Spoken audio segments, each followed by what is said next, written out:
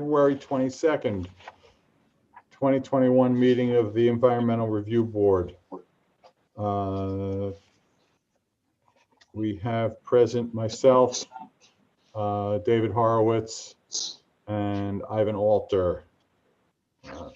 The remaining members of the board, Ted Holmes and Chris Roberta, are absent tonight.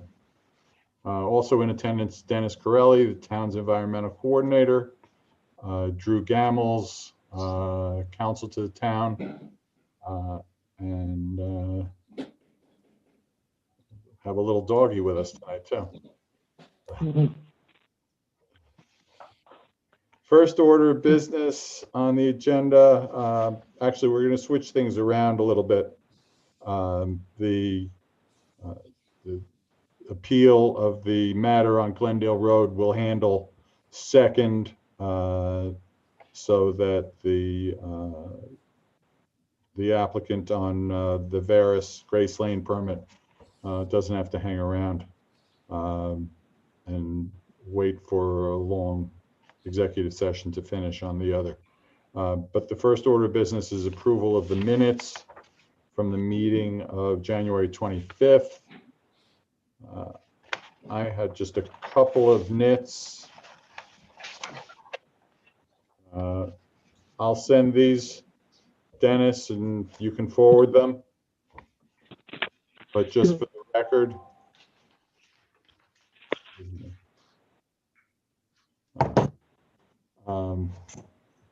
in lines 20 to 25, there are a couple of changes to be made on page 2. And then on page 4, in line 36, there's a reference to what's supposed to be myself, referenced as Chairman Kirkwood, and that should be corrected. Anybody else have any questions or comments on the minute? Oh, Ted, you're here. Yes, I was on another link, Okay. but it wasn't working, so I found you. Okay. No, because I had gotten your email and you had asked whether you were necessary for a quorum. Well, I did, and I didn't hear back, so here I am. Oh, okay. Then let me correct the record, because I just said that I thought you weren't going to be joining us. Let the record reflect that Ted Holmes is here. So does anybody else have any questions or comments, corrections on the minutes? No, John, nothing substantial. No, David, no, Ivan? No. Nope. Ted? Okay. Then with those corrections, I'll entertain a motion to approve the minutes. Second? Second. Okay, all in favor? Aye. Aye.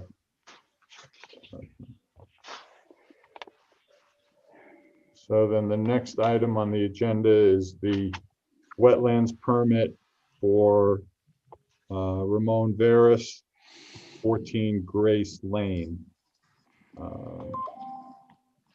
Is there somebody here representing the applicant? Yes, I'm representing the applicant. Okay, My name is Susan Janchel. I'm a landscape architect and urban planner, and I am representing the applicant in this wetland application. You should have all received, should I go ahead and just? sure, go ahead. Go Okay. ahead. So you should have all received the application for doing work in the wetlands and have a little bit of the background of what's going on this property. Basically, the brief outline is that Mr. and Mrs. Varus are relatively new homeowners. This is their first house that they purchased and moved in 2018. And of course, after a summer or two, they wanted to make the property their own. And of course, during the time of COVID, they wanted to improve it to suit their needs. The house is located immediately adjacent to Oliver Pond. And when they moved in, there was immediately next to Oliver Pond was a tennis court and a swimming pool and a lot of concrete pavement.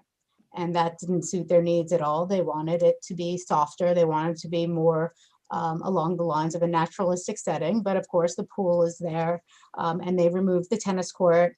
They built a large shade structure near the pool, and they were starting to update the pavement with paver stones instead of concrete and do less of it than was there before, when they received a stop order in November, and they were alerted that they are doing it in the wrong order. And at that time, they responded immediately to the stop order. They found me. And since that time, we have been proceeding as diligently and conscientiously as possible to this point where we could present to you what is going on and find out how we could rectify it and perhaps mitigate for any disturbance that did happen within the wetland buffer and in the wetland. Just to note, the overall development coverage is dramatically reduced due to removal of a lot of pavement, and of course the tennis courts. They took out tall lighting, which is reducing the light pollution for the local neighbors as well as the habitat, the animals within the habitat. And what they are proposing is to plant a lot of native vegetation and low maintenance, attracting pollinators, looking to address the wetlands to improve what was there in terms of wetlands, as well as what was there in terms of upland. So, based on that very brief outline, that is what was intended. And we also have Mr. Janig, Paul Janig. He's here as an attendee, not as a panelist, but he is a wetland consultant, and he put together a wetland report that you should have all received as well. And he's here to respond to any technical information about that wetland report and other questions you might have. I don't know, should he be a panelist though, to be able to answer? I can promote him. Might be a good idea. That'd be great, thanks. Can we add him, Pam? Yep, I just did.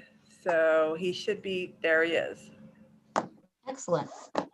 Okay, so yeah, we're open to questions. We like to hear what is needed, what you want to hear about, and what you want to be done next. Okay. Before we do that, I would call on Dennis to give us some background, additional background, and talk about initial comments that he may have had to the proposal. Sure.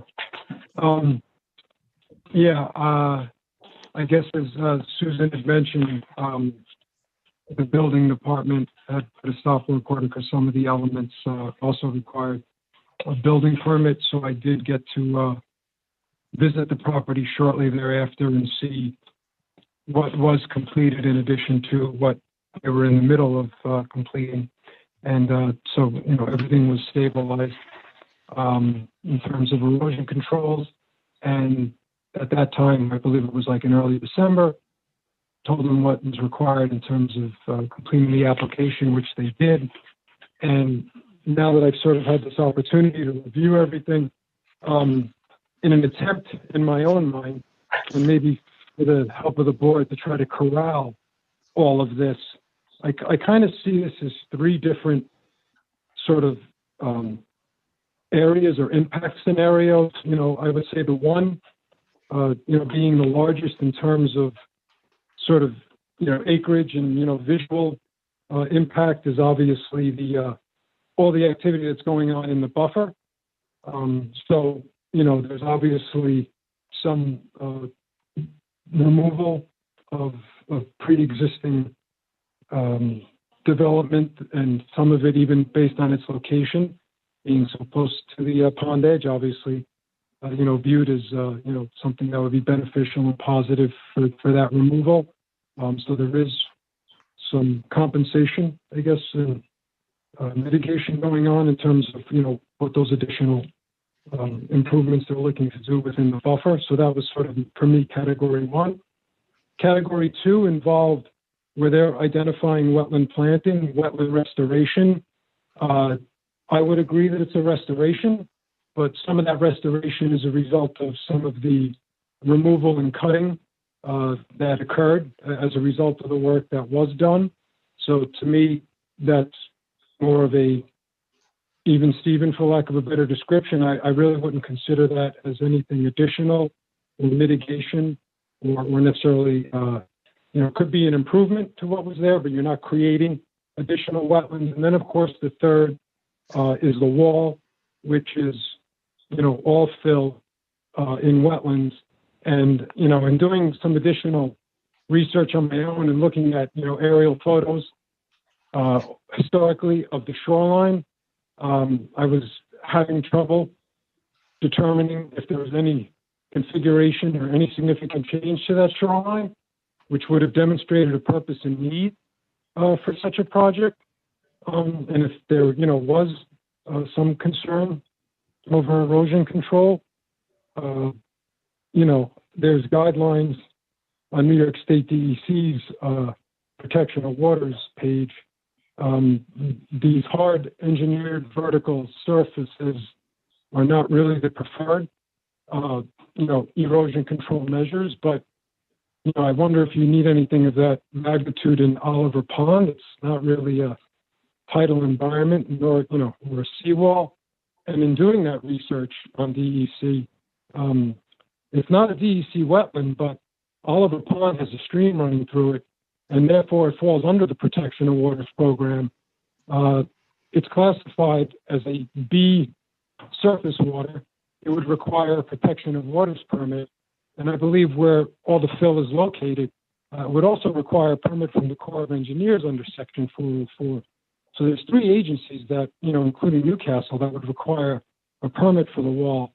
And I'm not convinced myself, based on my experience and based on what those 2 agencies require in terms of demonstrating purpose and need and completing an alternatives analysis whereby you determine that that wall not only A, satisfies the needs of your project, but B, is the least impactful, to the environment that you're not only putting the wall in, but adjacent to the wall, because one of the concerns about putting in hard vertical structures is what is the residual effect, based on energy dissipation or lack thereof when waters do hit that wall. And then, the energy is resonated to areas that are not armored. That sometimes the concern is that it causes more erosion. So that's why I had to divide this into 3 categories, because I don't have the same level of concern and depth of review, and other agencies likely needing to approve, in this unilateral fashion in terms of everything they're looking to do. I guess that's my summary. Dennis, what communication did you have with the applicant or the consultants in terms of the subsequent development of the plan? I just had asked if they had applied to the other agencies with respect to the wall. Other than that, I said, I would hold off on, doing any, revisions or addressing comments, because there was an upcoming meeting on Monday, obviously, that you're going to be on the agenda for. And if there's anything additional, then we would sort of try to capture everything at that time. And what was the reaction about the question of the involvement of other agencies? I only had spoken with Susan, and she said that she would just forward that on to Paul, because he was the wetland consultant for the project. Okay.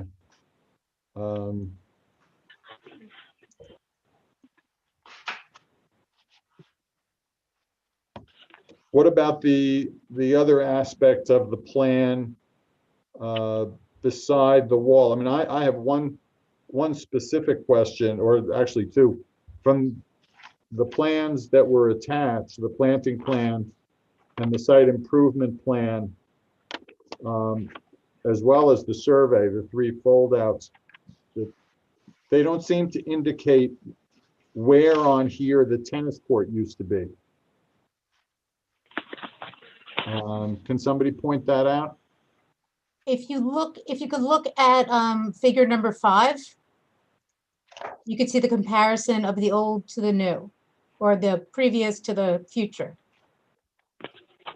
of hard surface. Do you have that, or I could share it on my screen if you'd like? Yeah, if you could, that'd be great. Okay. Do I have that ability? I'm not sure who the other one either. Yes, you should, yeah. There it is. Okay. You should be seeing on my screen figure 5. The upper figure is a removals diagram that shows the tennis court area right here, the pool area, and the remaining pool. If you look at the lower diagram, this is where the future hard surface area will be. There's a water feature made out of natural stones and boulders. And then this is a covered pergola shade structure. So I think you can see the comparison in location here. So the former tennis court area is all being planted except for the area of the pergola and the water feature? Correct.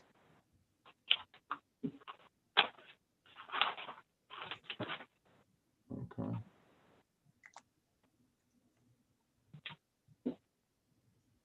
And Dennis, what's your sense about that?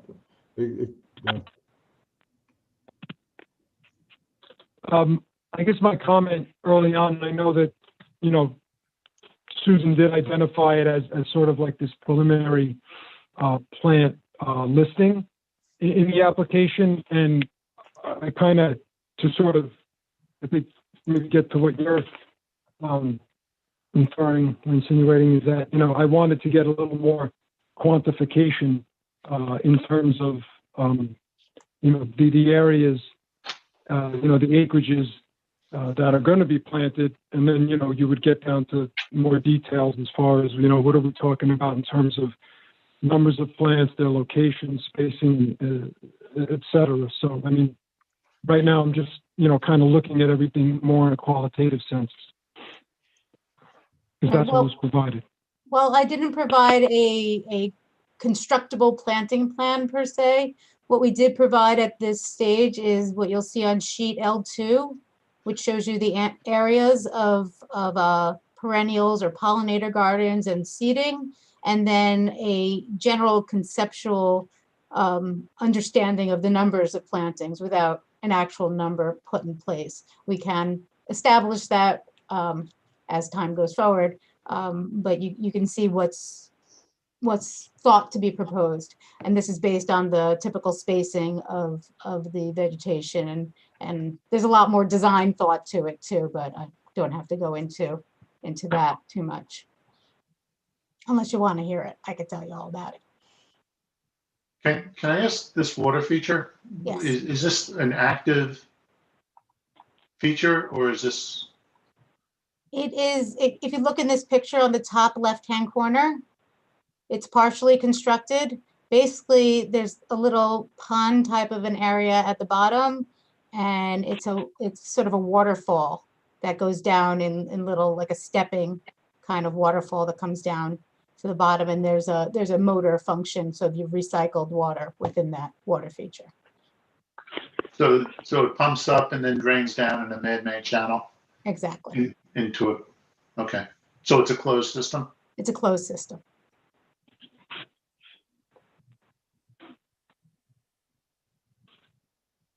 So is the pool itself being changed, or is there a new pool being installed on the same footprint? Nothing is changing with the pool. It's just the pavement around the pool is being changed. The pool is staying exactly as it was. I'll show you what it looked like. This is what it used to look like, and that's still, the slide is taken away and the diving board is taken away. But other than that, it's the same exact pool.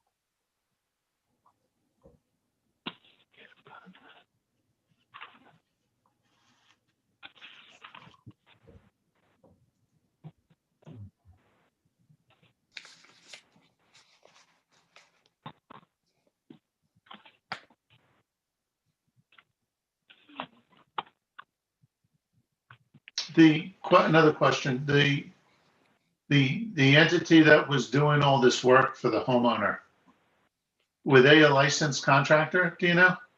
Yes, they were. They actually submitted their license and their insurance information to the building department in part of the application for building permit after the fact, of course, for the pergola here. So the building department has all that information.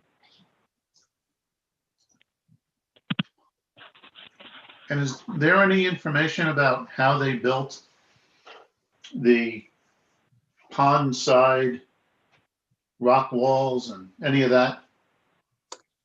There's no written information. We could talk to the actual contractor who did it. They really just did it on site. So I'm not sure about that. There was also a pond consultant that they did have that might have given them some technical, but there was no written plans. There's no drawn up plans for that. If I could interject, I did show the pictures today to the town engineer, and I said, would you require an engineer to prepare the plans for this wall? And his answer was yes. So you would need a PE to prepare, the design drawings for that wall, and they would have to be reviewed. For which wall? The wall that's in the pond. Oh, no, I was just talking about the water feature. Were you talking about the water feature or the pond? The last question. I thought it was the water feature, but if it's the pond. My question was the pond. Oh, okay. Sorry about that. No, I don't know anything. I don't think that there was a structural drawings put together for that.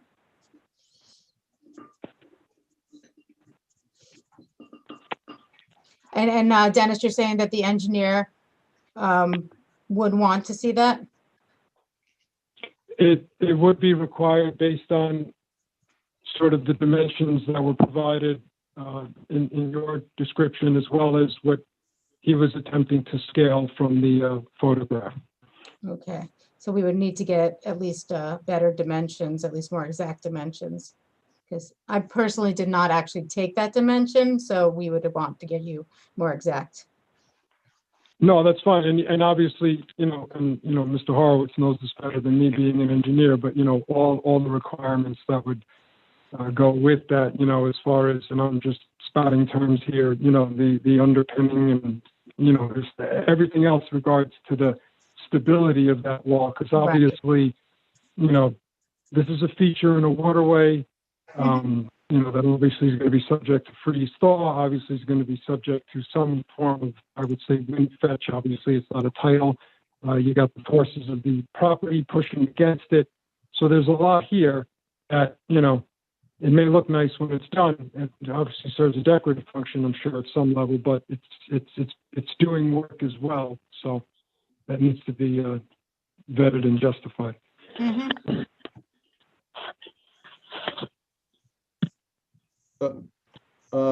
Ms. Jancho or Paul, what are the plans at this point about involving other agencies?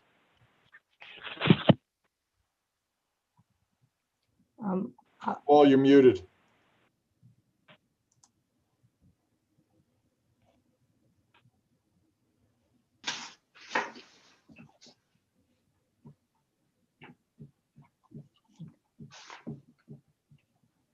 There you go. Good. Yep, Yes. we hear you. Yeah. So I actually had the opportunity I got a hold of the New York State DEC agent, field agent, to actually meet me out at the site before the snow came in January, just days before the big snowstorm. And the reason I had him out there was specifically to discuss just what you're talking about.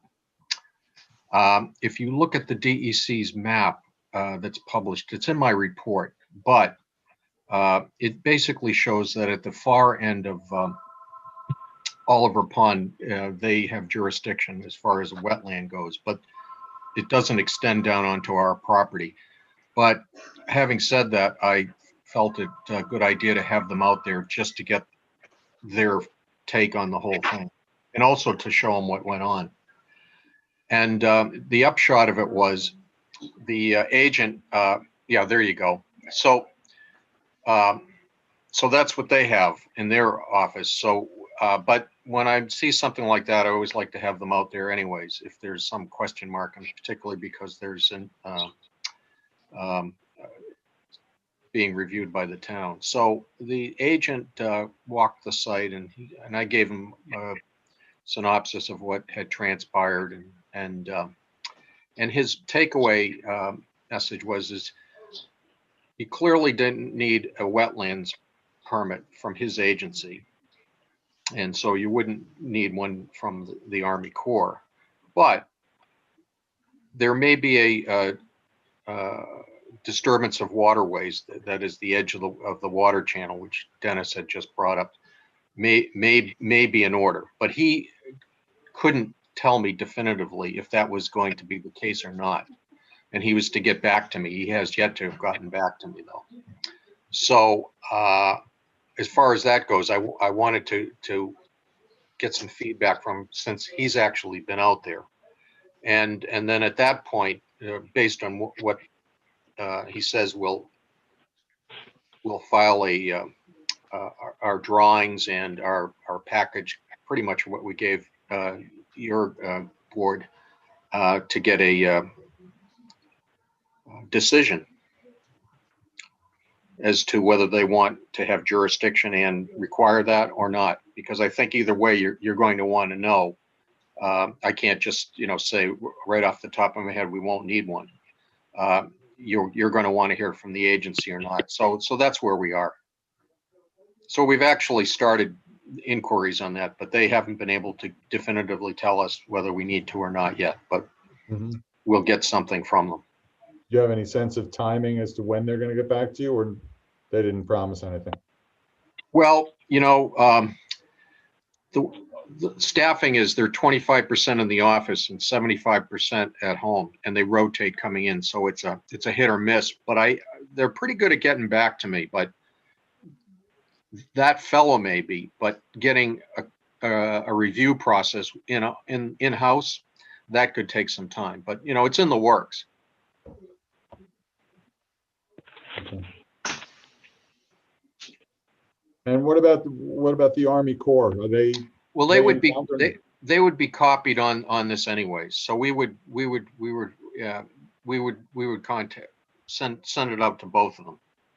Okay. So at this point, all that's taken place is a site meeting with the field agent, and he's to get back to me on this matter. And then we know how to proceed with the DEC, and we'll proceed with the Army Corps at the same time. They're two different agencies, though. But they're joint applications. You have a checkbox. The application is joint, I would agree. But if you're, I'm going to say this, if you're going down the road of getting something with regards to no jurisdiction from DEC. Oh, no, you missed Dennis. I'm going to cut you right off. Dennis, I'm going to cut you right off. We're going to contact both agencies. Okay. Understood.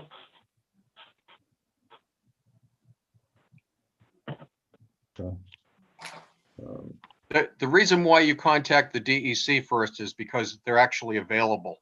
To get the Army Corps out is like pulling teeth. Agreed. They not only don't like to leave the federal building, they're not even sure the town hall is up in Newcastle at times. It's not as easy. So I can get a DEC agent out and at least know where we stand, and then I can follow through with the Army Corps of Engineers. That's what I usually do if I have to.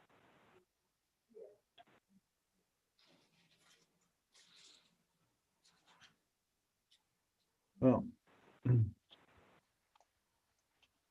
anybody else on the board have any questions or reactions at this point?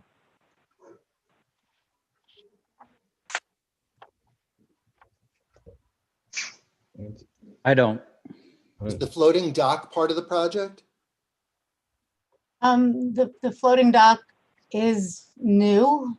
I don't believe that that causes much in way of disturbance according to the different permits, but Paul could talk more to that, I think. Paul, do you know if the floating dock is an issue? You know, again, I'm going to present the information to those agencies, and they'll make the call.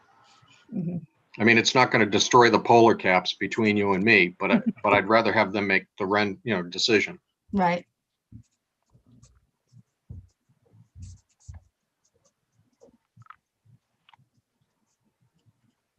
Dennis, you had mentioned that that there had been some cutting in the wetland restoration area. What came down? Do you know? From what I saw, and I think Paul also identified in his report, I saw mostly in December, it looked like, stems of cattail, and I think Paul even mentioned some remnant red stem dogwood shrubs there as well. I believe that was the same area. If I'm mistaken, Paul, please correct me. The area you felt almost like formed this stormwater runoff delta. That's right, Dennis. Yep. Yeah. Okay. So yeah, it was that area. Right. And I'd like to also let you know, the homeowner said that she was talking to, before this all came out, she had a friend who was a master gardener there. She had recognized there was Japanese knotweed and mugwort within that area as well. So obviously it wasn't a pristine wetland, of course. If you look at this aerial that I got off of Google or Westchester, it's a used edge. It's a disturbed edge in general. Can I interject and just ask? Those two species are characteristic disturbed species, but I've seen them, at edges of, I don't even want to say edges of wetlands, basically in disturbed uplands. I've maybe seen them within pocket areas of wetlands, but the pocket is, basically like a pile of fill that has managed to sort of elevate the area above, what would be considered the saturated or waterline. Mhm. And I know from describing some of the, work that was being done, there was a wood wall that was removed, there was a concrete wall. So I'm not doubting that there was Japanese knotweed and mugwort there, but I'm not in my head able to sort of conflate that those species were growing in that specific area, because Right. to see, at least to me, cattail companion with mugwort, that would be a first for me. So that's Okay. the only reason why I mentioned that. I would very much if you- defer to you on that. If you look to the neighbor's property that's abutting, you can almost see right where the property line is. That's where the haircut was. So you can see probably the vegetation on the neighbor's side is untouched. So that's probably what was there. Mhm. And, they're definitely wetland plants. I've got a shot in my my wetlands report of the from the neighbor's patch. And here Oh. I could also share another what Google Earth looks like last 2 years ago, I guess, probably. Let me see if I'm sharing it. Here. It's kind of cool what you could see on Google Earth.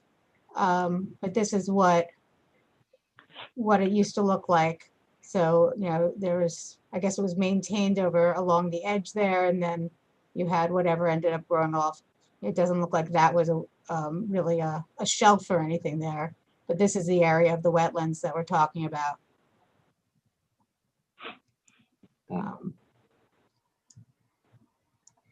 But so all of that, all of what was growing along the edge has all been taken out at this point.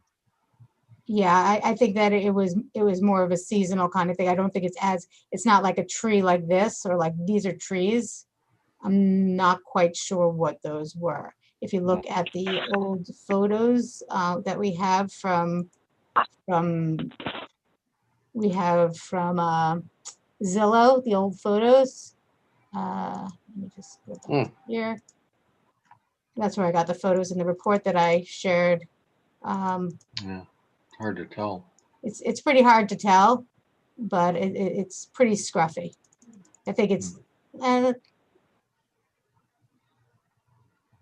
I'm really not sure what those are. But all of that.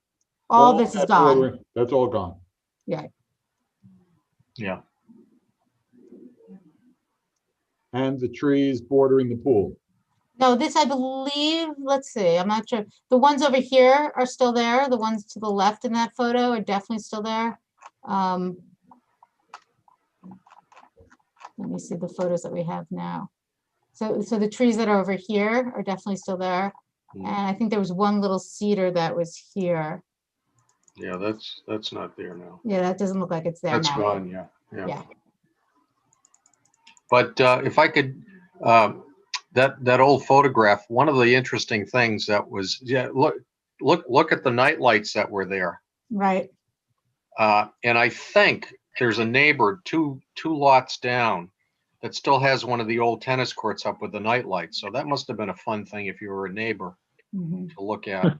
Right. I think just from, I'm all understanding the need for what we're doing right now, but we also have to recognize that this homeowner is trying to do what's right now. So they just want to get done what needs to get done, and just wants to know from you guys what it is that you want them to do. And I don't think we're asking the questions from a viewpoint of necessarily being critical, but I think to a certain extent, we need to understand how much of what was done is, falls in the nature of disturbance that would have to be accounted for in mitigation.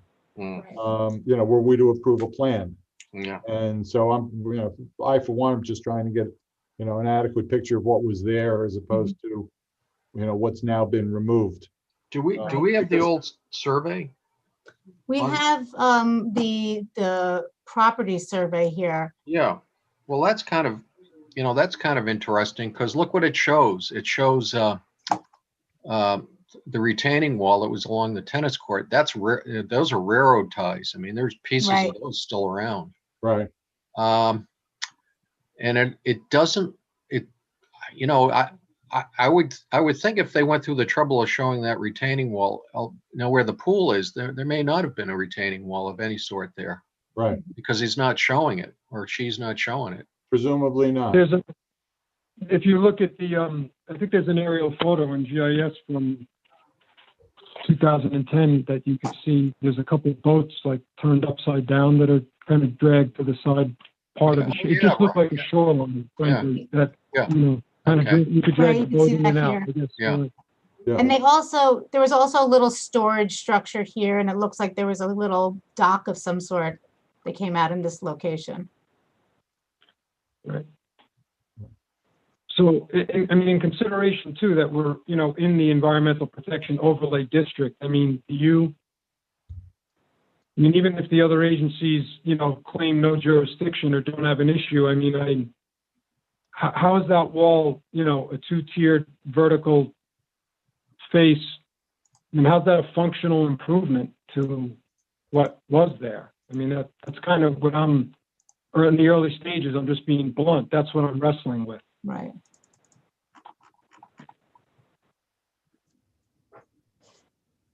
Aesthetically, I think that there are people who could see why that taste would be preferred. You got a clearer shot of the pond. You got that nice, bench planting area. So, there's a semblance of control. You're able to get the boat out, but those are not all the considerations when it comes to, filling wetlands and or waters. Well, one thing that I was thinking could be a potential place for mitigation to improve the pond habitat in general is the areas just to the north. I think it's to the north here. You know, there's this pond edge that is in basically mowed to the edge right now that really could be more improved. I think if you look at how this is planted compared to any other property along the pond, you have lawn right up to the edge of the pond every place. And here we're actually introducing habitat. So, you know, these are all things to make the habitat better, to really address and restore some sort of semblance of a natural character and a natural function to that wetland buffer. Go back to the aerial again for a second. You see I was how, just going to say though, and maybe, you know, the board could help me with this, you know, there's nothing specific in the code that states you could continue to improve, create additional buffer habitat to compensate for the loss of wetland habitat.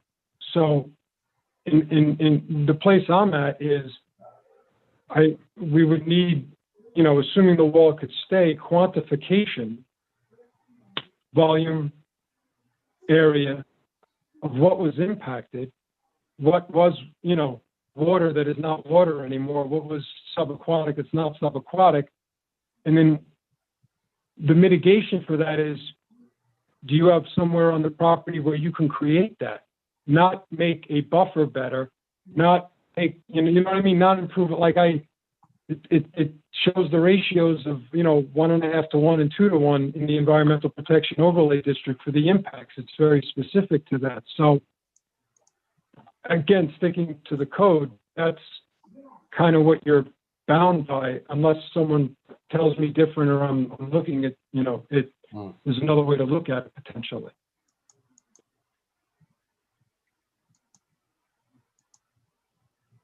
The resources have to be equal in terms of what you're compensating or mitigating for.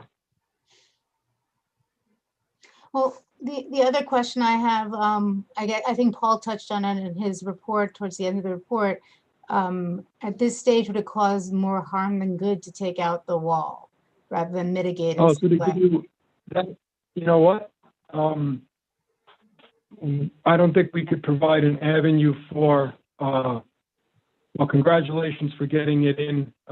We realize it's going to be an undertaking to get rid of. I'm saying, is it something that would be better to take it out? Do you want to tell the homeowner to take it out? Like, is that an option here? I think again, going back to what the recommendations are from DEC under their protection of waters program, not the freshwater wetlands, the protection of waters program, for what they have listed as, if you have a pond that's less than 10 acres, I'm not sure, I did a quick length and width, this pond seems to be less than 10 acres and has a surface water classification because of a stream that flows through it, which it does according to the environmental resource mapper. They are obviously understanding of issues with respect to, you know, ameliorating, combating shoreline erosion. But the methods that you chose, and I could share these pages with you, only under extenuating extreme circumstances would they consider these vertical walls. They're not preferred. And they said from biologically and engineering wise, so those are two disciplines that are not behind this as a preferred alternative. And so you're asking, would there be more potential harm or disturbance from removing it? Well, over the long term, possibly not. You know, I mean, yes, there's always disturbance associated with actual work and construction, but, you know, that's why you have the erosion controls. In this case, you know, maybe we'd be talking turbidity curtains for the work that would have to occur, but you would be able, you would be willing to accept that, sacrifice that, because the considerations here, obviously, for these resources are much, you know, longer term. Well, I just want to present to, you know, when we do come to options, I want to present to the homeowner what those options are and if that is an option, because that might be the option they would want to go with. Sure, and as I said, I think it would be helpful. I mean, their web pages, I'll share them with you because DEC lays out nicely a number of alternatives that are less impactful, but still achieve, you know, what the design requirement would be. And, you know, I think consistent with what your applicant is willing to do, and obviously has an affinity for, you know, I think you could, you know, match some of that, you know, along the shoreline in terms of plantings and revegetating and, you know, making more of, as you have said, you know, in your report and in Paul's report, like a natural shoreline. Right. And I think really the homeowner is not being a stickler for what they want to see in the character. They want to see as much of just getting past this hurdle that they're, you know, I mean, emotionally and financially, it's really painful. And they want to do what's right, and they want to do what's right and ameliorate the situation. You know, as I know there's process, I've, you know, been through all this stuff before on both sides of things. You know, but I just wanted to give that, just to remind you, this is a homeowner that did the wrong thing, and they're really, you know, emotional about this. They're trying to get done what needs to get done. I understand. I just, you know, from our perspective, again, the V word is not here. This is not a violation. This is an application. Right. So I would reassure, and as I said before, and say again, you could tell the homeowners that. But there's also, you know, there's this element of, you know, if this domino falls, so to speak, and what I mean by that is, 14 Grace Lane put a wall on the pond. Right. You know, so why are you saying that we can't do it? It's only impactful because we didn't get it done. You know. So there's always some of right. that You don't want to too, set like, a precedent. I understand. and you can't be rewarded for it's in. You know. So right. So there's a wrestle with that element as well. Right, and I think you can pass on to your client that, I mean, clearly there are a lot of aspects of this proposal, you know, that are extremely positive. You know, the removal of the tennis court, removal of the lights, the restoration of that area with plantings is clearly an improvement over what was there before. But I think, you know, there are concerns about the wall. There are concerns about specifics of the plantings and other issues.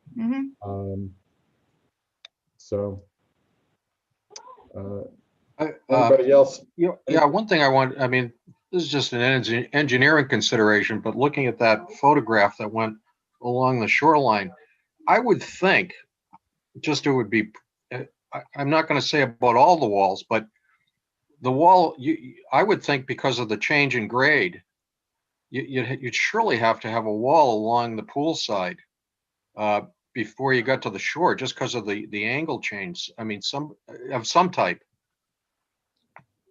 I don't think you're going to, you know, I don't think getting rid of all the walls is the right thing to do. But what was there before? I honestly can't tell you.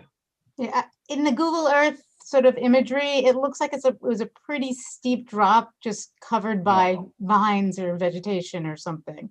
Like it looked like nobody ever really went towards there. Like I'll show you. Maybe in the Zillow photo is better. Like it just looks like it's pretty steep there. That change in grade, but they had the fence up here. But that fence looks like it's in disrepair. If you look at the angle of it, it looks like it's leaning out towards the shore. It may have been failing.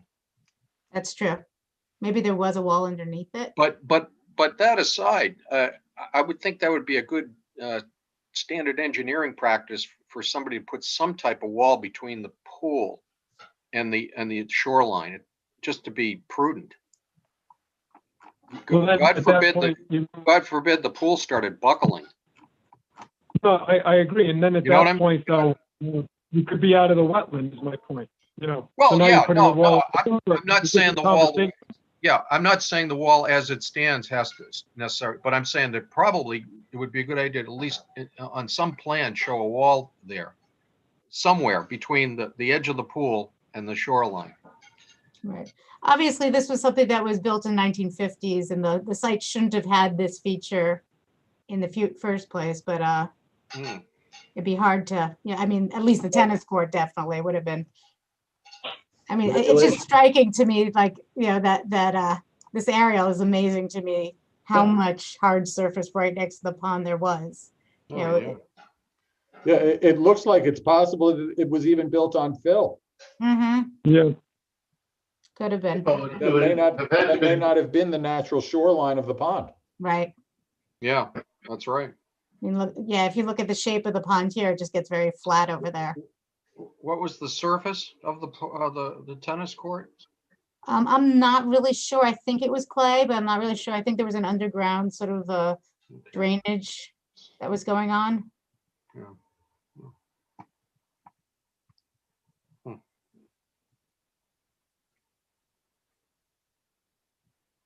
David, you want to weigh in at all on the engineering aspects of that? Well, yeah, I mean, large rocks placed in a murky pond edge would concern me a little bit if they didn't dig down or prepare a base but that'll be the engineering review of the wall itself. I mean, obviously, whatever they had there lasted because the pool hasn't cracked and been, you know, discarded, in the same with the tennis court. So there must have been something fairly stable there to support those two entities over the years. My other thought was, now that you have, although the tennis court is gone, which is great, but now you have all this surface and drainage that's going to happen between the rocks and, you know, material falling through. How do you protect against that and things just kind of draining down now without any vegetative barrier at all into the pond?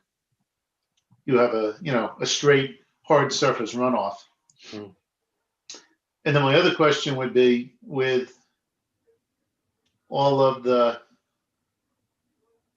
rocks and what would be the river water feature, the same thing with places to catch the water, you're having a mowed lawn right up to the water, which is kind of what we usually try to avoid. Well, it's actually a low mow, so it's just trimming it once or twice a year. It's a seed that doesn't grow more than 6 inches. Okay, but I guess my point still is that there's no vegetative barrier between the area and the water there. Well, And where you have native species in that gap between the rocks, that can you really plant something in there that would take without having, soil or something? It looks like it's gravel and rocks.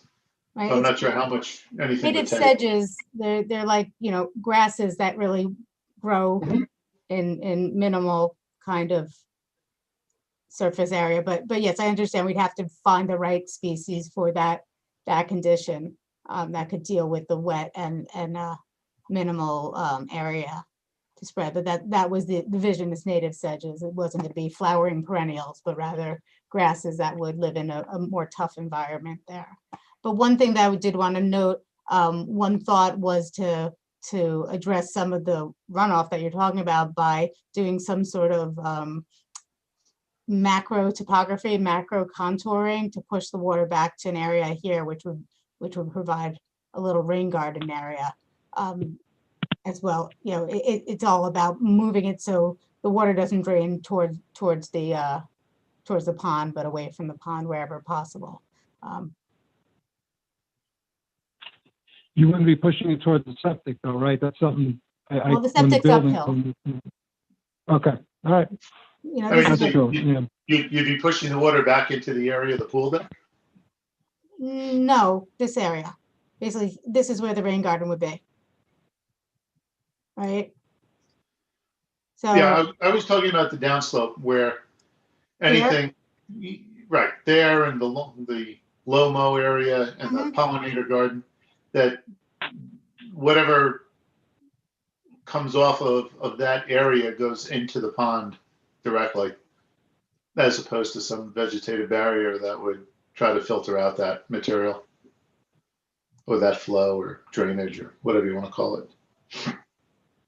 Right. No, I understand we'd have to address it as best possible while also noting that it is a lot less flow of water than before, like less hard surface than before.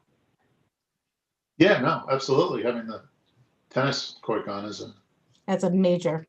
sure. It's a big deal. Yeah, and there's lots of other hurdles that the homeowner has to go through beyond this as well. So this is just one of them, but you know, we're going to the ZBA as soon as possible and yeah, Are addressing. they changing the pool filter system or upgrading it or? I'm not maintain it? really sure. If they are, then they've done it already. But you know, that's something I have to ask the homeowners.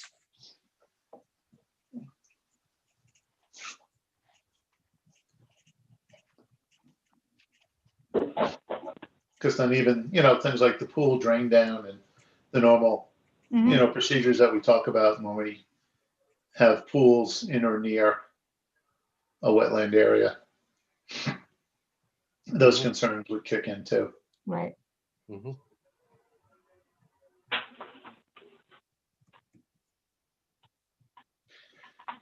Did the contractor have any existing pictures that when he came on site that They might be didn't helpful? share. I have not seen any existing pictures prior to construction other than those Zillow pictures that I had. The homeowner might have some more. I could try to see if they could dig up some more. Might be helpful just to see if he had progress photos or Right. during the course of his work or their work. Right. And we have photos of the pergola itself, but it's really more about the structural progress rather than anything around the pool or anything about the area. Yeah.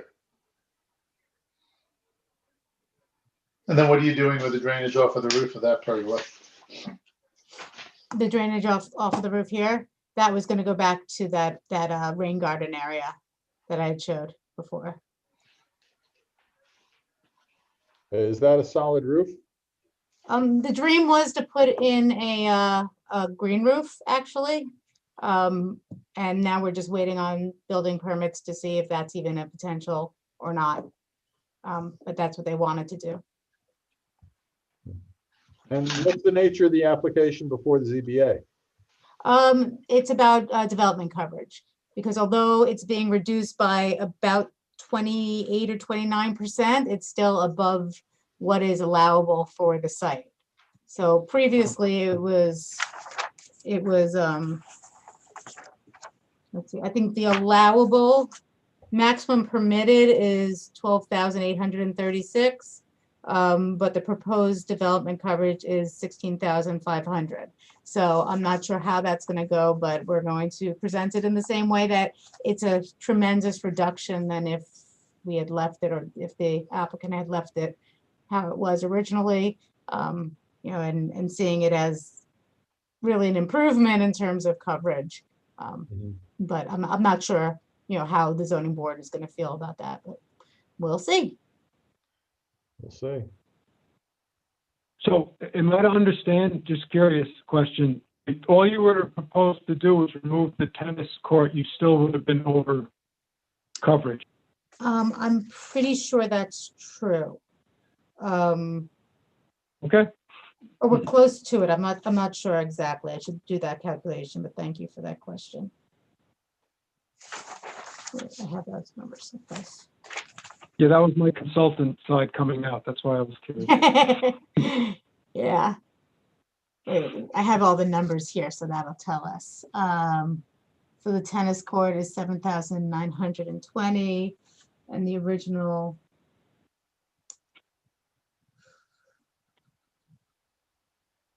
What was that original coverage? Pre-construction. Yeah, we would still be over if it was just the tennis court coming out. So I framed your agenda for the ZBA then. Thank Okay. you. Okay. Thank you so much. Just a question on that pavilion. Yes. Did the plans change? Was there something that was started and then changed? For the pavilion? Yeah. They never got the building permit for it, so now they're going for a building permit. And they have an architect on board who did suggest a couple of additional structural elements to it, just some frame, some sort of stabilizing hardware in the So corners. they had footings in, and then they Right, they have footings in, enlarged. and they have pictures of the footings and everything that went in. And the architect came out and gave more information that they needed to make it up to code. So that is in the process of getting to where it needs to be.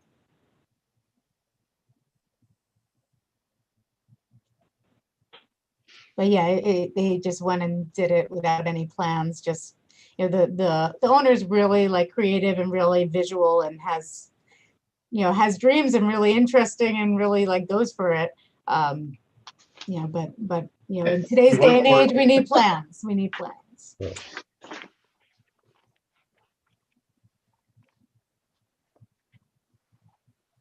Okay. Anybody else? I know there was, I got a question at some point. There was one of the neighbors is listening in and wanted to make a statement if public comment is allowed. I think this might be the time if we wanted to hear from them.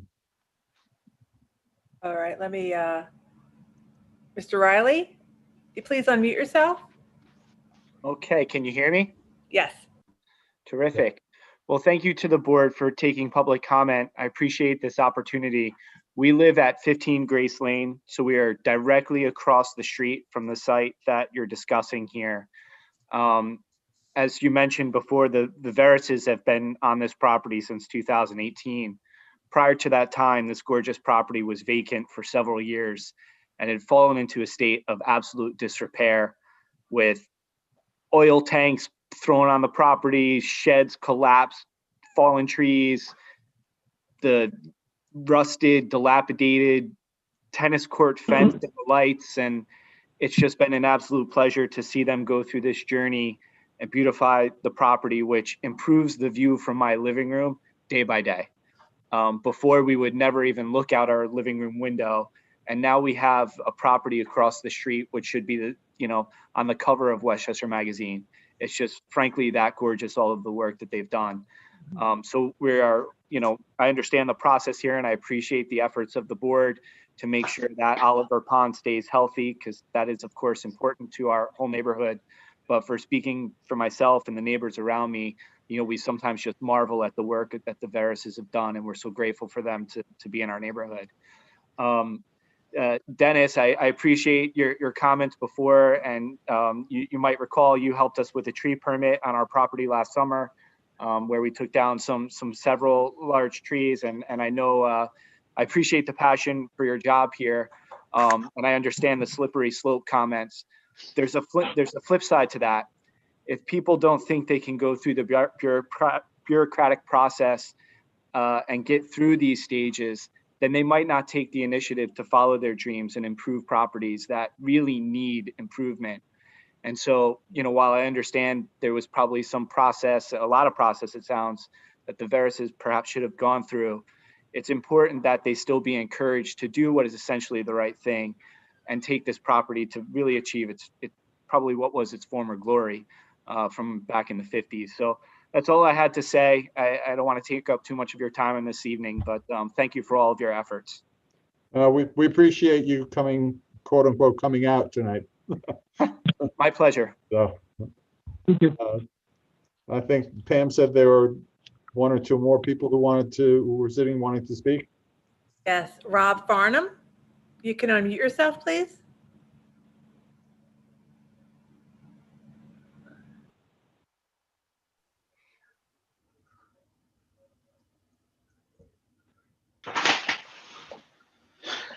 Mr. Farnham, can you unmute yourself, please?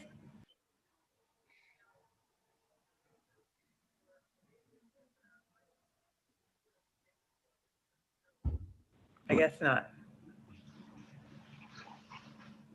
All right, let's go to, oh, they lowered their hand. No one else. Oh, Oh, no. wait, no, Colleen Roche, she's back. Hold on. Ms. Roche, please unmute yourself.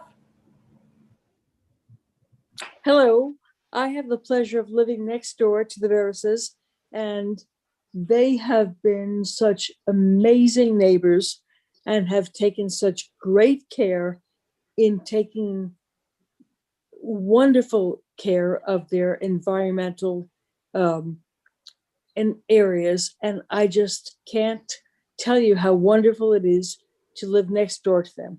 And the improvements that they have made to the properties. And I was great friends to Rosalie Cavey. And the improvements they have made our lives so much more wonderful. So anything that we can do to support what they're doing, to support the health of Oliver Pond, we will be there for them. So anything we can do. And thank you. Thank you. Thank you very much. That's all. Oh, Mr. That's all? Farnham's back. Let me try. Oh. Nope. Oh. Gone. That's it. Okay. Well, you know, you've heard questions, comments from us, from Dennis. I guess there's a lot of work that needs to be done in terms of coordination with the other agencies, both in the town and with DEC and potentially the Army Corps, as well as moving forward with your ZBA application. So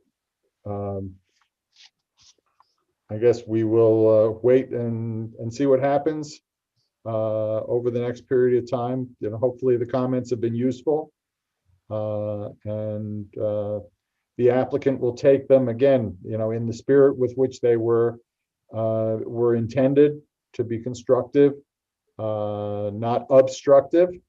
And while it's unfortunate the way the application came to us in the first place, there's no reason to think that your clients are doing anything other than trying to do the right thing at this point, and we encourage them.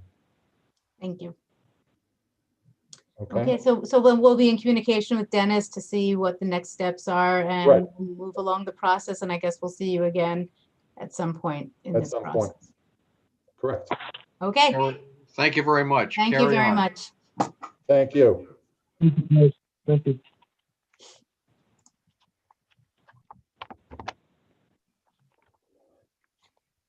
Okay.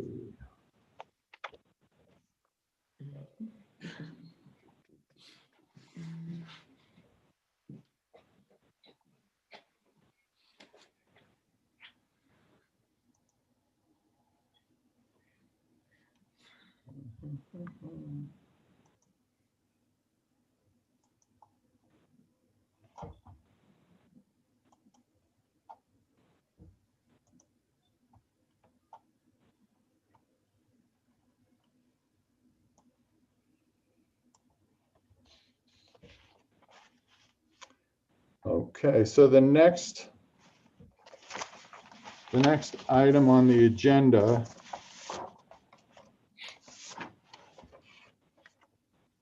is the continued consideration of the appeal for the permit at 55 Glendale Road, the tree permit.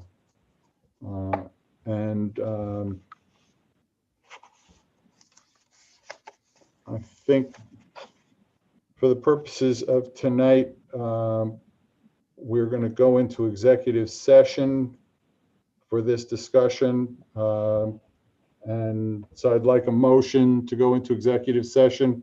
Drew is here and we need advice of counsel. And so we need a motion to go into executive session pursuant to section 108 sub 3 of the open meetings law. So moved, Ivan. Second? Second. Second from Ted.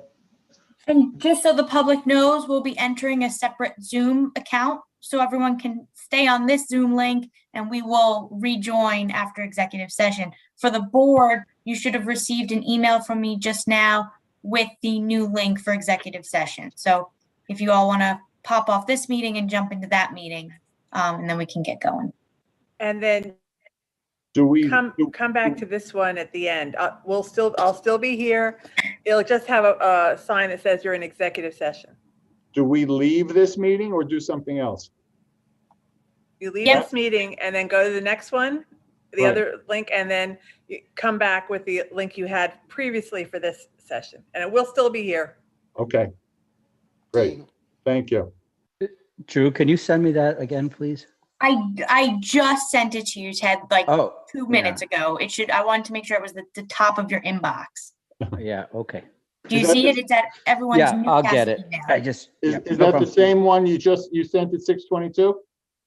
Yes, I just Oh, wanted to okay. make sure everyone had it. Gotcha. Okay.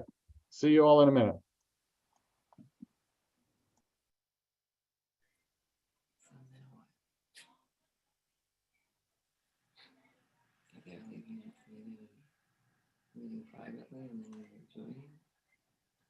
That's what it sounded like to me.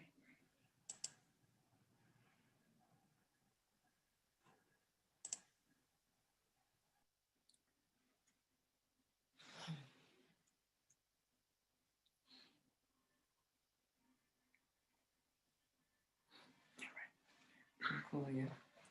Yeah. Unless you don't want to, don't worry about it.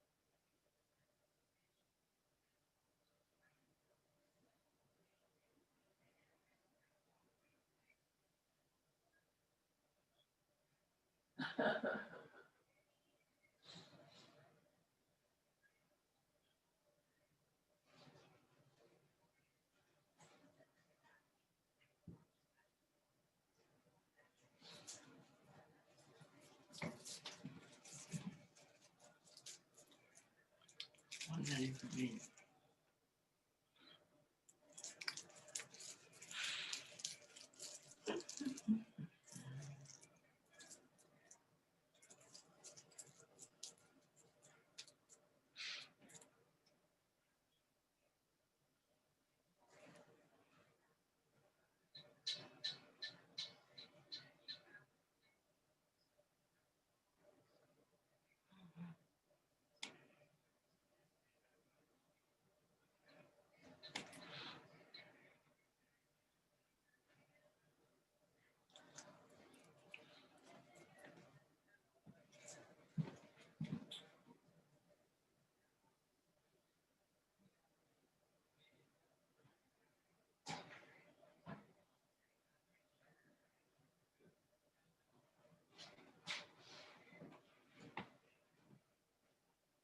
I have.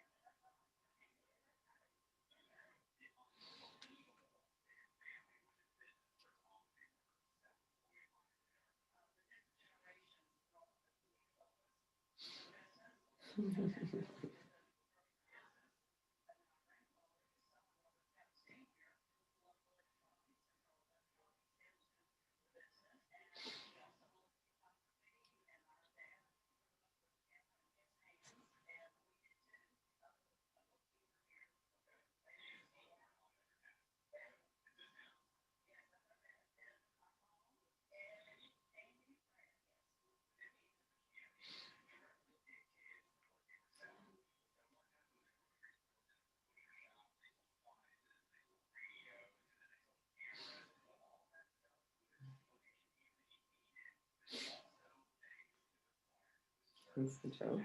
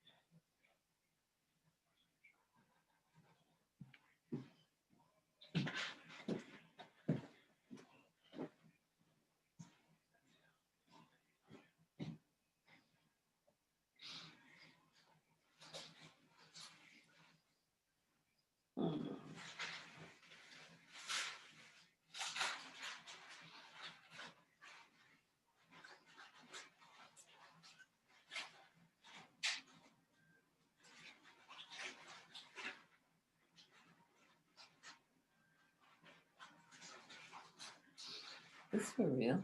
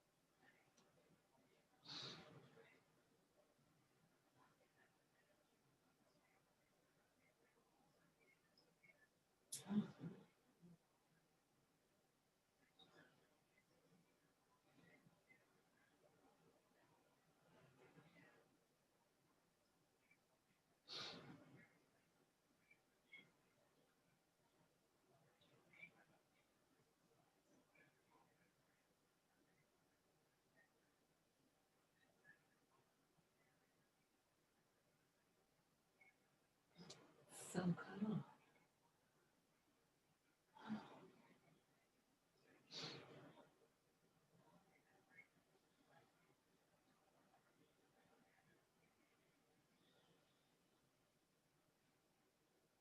I like this kind of ball.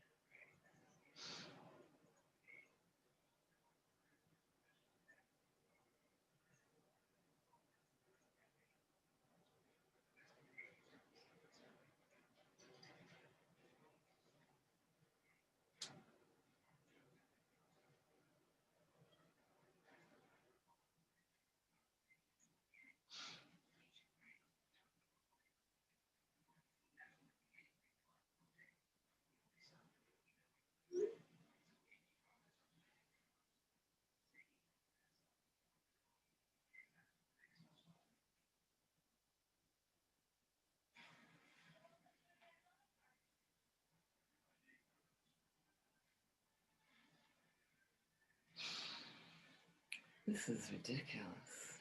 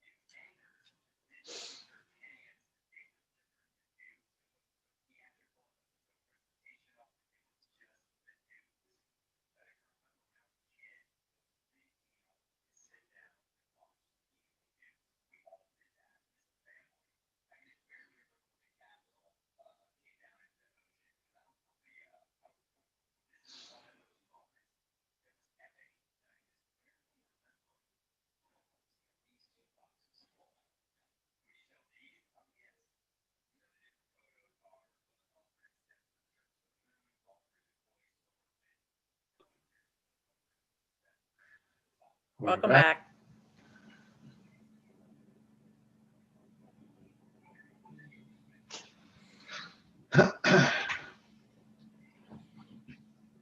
Welcome back, everybody. Yeah. We're back. We're back. If we stay on longer, does it just go right into next month's meeting? Feels like Can it we already start the happened. next one early? Okay. But technically, Drew, do I need to get a motion to come out of executive session? Motion to come out of Yes, the you do. executive session. Item second. All in favor? Yes. Aye. Aye. Okay. So we are back on the record. Thank you for hanging in there with us while we met with and got the advice of our counsel. I think the first thing that I would like to do on the record tonight is just describe what happened since the last meeting. And we tried, Dennis, myself, I think Dennis reached out to the applicant with an attempt to bridge the gap on the information that we're missing, and suggested to the applicant a list of several professionals, some private professionals, some public entities that might be able to assist him in putting together the kind of planting and maintenance plan that we had been talking about in an effort to further the conversations and come to a point where we were all comfortable issuing a permit. Unfortunately, the applicant decided that that was not a road that he wanted to go down. And so we're left without any additional input on that front. I will add the one thing, the applicant did submit a fairly brief letter from looks like a tree service owner that testified to, in that person's opinion, the potential viability of what the applicant wants to plant. And we thank you for that, Mr. Cowell. But I think there's still a large level of frustration on the part of the board at the refusal to provide more in the way of professionally prepared plans for the viability and maintenance of what's proposed to be planted. And we're frankly wrestling with the whether we're able to issue a permit under such circumstances. And I think one of the things that if and we're certainly not issuing any permit tonight. If we end up issuing a permit, my sense is that it would have to be accompanied by a pretty strict set of conditions that would get us where we need to be in terms of comfort on the questions of viability and maintenance. And, you know, I think we would probably end up having to require some kind of professionally prepared plan at that point. So I guess, you know, subject to other comments from board members, David, Ivan, Ted, I think the next step would be to ask council to prepare some kind of draft resolution that would approve a permit along the lines of the application that has been submitted, but have certain requirements in it and certain conditions before that permit could take effect that would give us comfort that before any actual cutting is done, that there is an adequate plan in place for the planting and the maintenance of the crops that are proposed to be planted.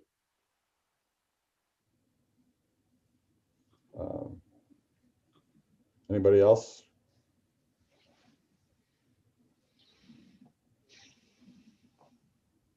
No, Danny. Mr. Rosenblum, it's Sean Cowell. Good evening, everyone.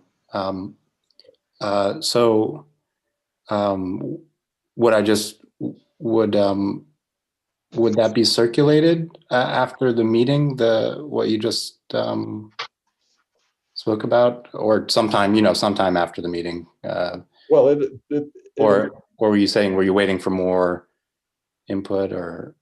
No, we'll if you're not willing to provide any more input at this point, we've gotten what we need from the appellants. We've heard from the public, and at this point, we would, I think, you know, as I said, request council to put something together, and then we would discuss the specifics of it at the next meeting, and assuming that the board was comfortable with what was in that resolution, we would approve it, or we could make changes, or but approve something formally at the next meeting. Gotcha. I understand. Thank you.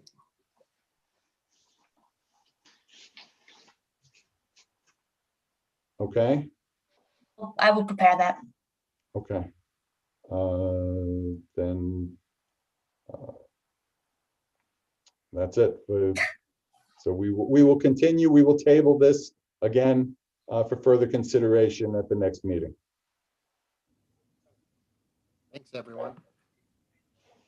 Motion And to adjourn? that being said, there's nothing else on the agenda, so I'll entertain a motion to adjourn. Motion to adjourn. All in favor? Aye. Good night, Okay, everyone. Thank you very Thank much. all. Good night, everyone. Night Good night, all. Good night, everybody. everybody. Thank you. Good night. Thank you.